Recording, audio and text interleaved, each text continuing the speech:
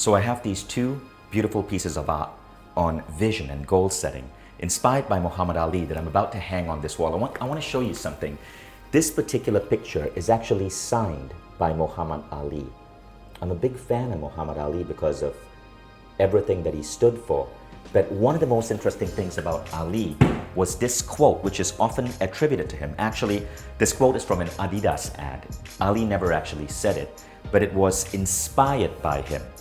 And you've heard it before. Impossible is just a big word thrown around by small men who find it easier to live in the world they've been given than to explore the power they have to change it. Impossible is not a fact, it's an opinion. Impossible is not a declaration, it's a dare. Impossible is potential. Impossible is temporary. Impossible is nothing. This ad, Impossible is Nothing, one of the most inspiring ads I've ever seen. And in chapter 7 of the book, I dedicate this chapter to this idea. Now I want to read you an opening quote from this chapter because a lot of people look at the word impossible and they think, that's not for me. It's too hard. I can't get there.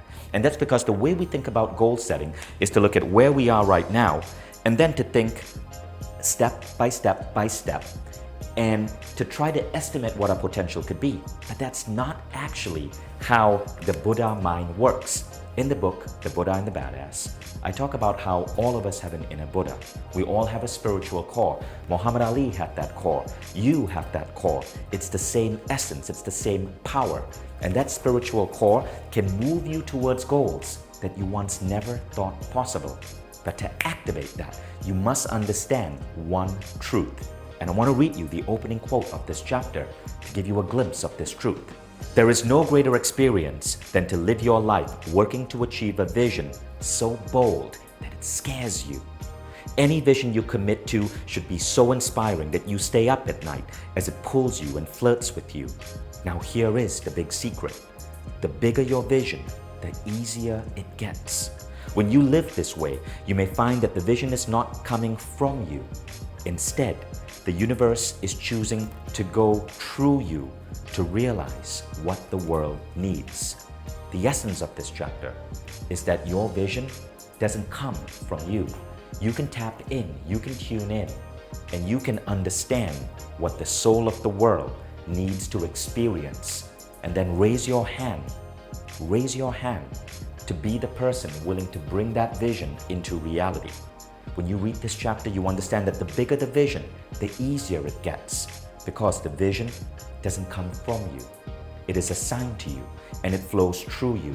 Imagine the soul of the world, or higher intelligence, or God, or whatever you want to call it, as a boss. If a boss assigns something to a member of his team, do you think the boss is then going to be incentivized to make it hard for that member of the team? No, the boss wants to see that manifest, so the boss will give the members of that team the right resources, the right budget, the right tools. It's the same with the soul of the world. When you tap into the visions that the soul of the world wants to create and you raise your hand, your boss is going to give you everything you need.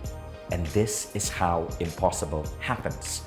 What I seek to do in this chapter is to give you a method and a pathway to do that, to move from small goals to bigger goals. And when you do this right, what you find is that the bigger the goal, the easier it gets.